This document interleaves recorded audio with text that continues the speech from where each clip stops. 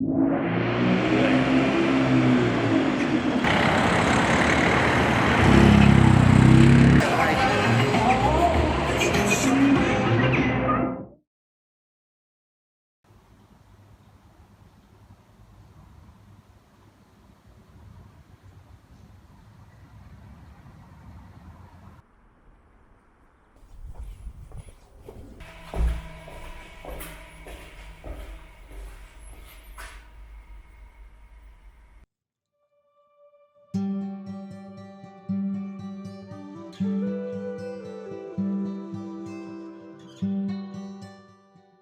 the late 19th and early 20th century, Paisley was at the height of its powers.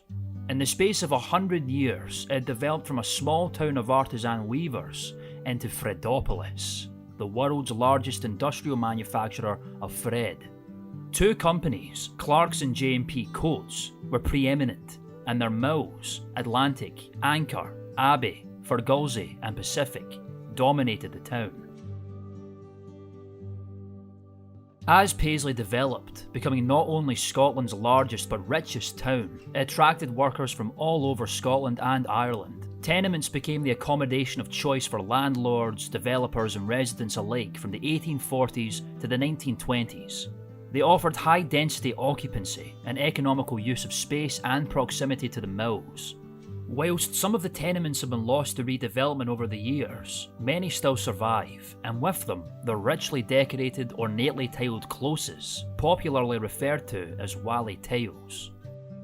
Well, I first started taking photographs of tiles probably about 30 years ago, and really that was for work that I was doing, art-based work, and then I had kind of come across some tiles maybe about a year and a half, 2 years ago, that really kind of sparked my interest again. I started taking more and more photographs, but the more I started taking the photographs, the more I started getting into the history of the actual tenements, the history of the tiles themselves, and also the kind of social history, because quite a lot of tenements have various quality of tiles. So really that, it kind of grew. So when I started off really using it as a source for art-based work that I was doing, it's then kind of grown into more kind of historical work.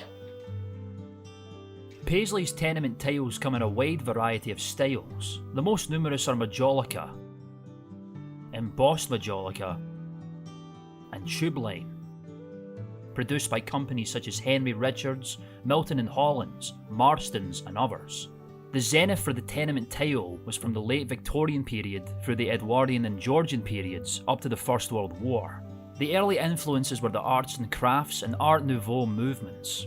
Art Deco, which appeared after World War I but declined during the Great Depression, refined decorative elements to largely geometrical abstraction, but its presence in tenement closes is confined to tasteful two-tone colour schemes. Modernism, the prevailing art movement post-World War II, largely dispensed with decoration altogether.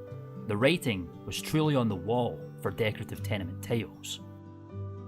The idea of adding the tiles to the closes was for hygiene reasons. But then you've got something else going on. You start adding on all the decorative elements to them. And I think that's more to do with desire, I suppose, to enrich people's lives and, to have that element where, people walk by these things every day and they're just kind of enriched. The Victorians were quite considerate of morals and ethics, and, they really thought that a lot of this ornamentation would enrich people's lives to the point where they would be better morally, and therefore better citizens and better workers and better, just better all round really. From the late 19th century, art, architecture and design increasingly adopted the American architect Louis Sullivan's dictum, form follows function. This trend continued into the early 20th century, with Austrian architect Adolf Loos declaring, somewhat overdramatically, that decoration was a crime. With the advent of Bauhaus, the influential design school set up by Walter Gropius in Weimar, Germany in 1919, design increasingly emphasised simplification, rationality and functionality. By the time architects such as Le Corbusier and Mies van der Rohe, the heroes of modernism, had chipped in with "a house is a machine for living in" and "less is more," Decoration of any kind in domestic architecture was conspicuous by its absence. I think the tiles and the tenements as well, I think they're at risk of being overlooked and just being, damaged continually as time goes on. When you get a close that has a lot of damage in it, nobody's going to pay to repair all that because it's so expensive now. They'll just take the tiles out and just plaster it, or they'll put in new tiles. A lot of the housing associations have put tiled closes in, but they're not of the same standard as the original tiles. My main aim was to document what was there, because I was very conscious of the fact that none of these pieces of, what I see as public art, none of these pieces of public art are protected in any way. So my kind of main aim was to document what's there, because it's not protected. There's a good chance at some point it will just go. Somebody will take it out, somebody will rip it out, it will get damaged beyond repair, and then it's just gone forever.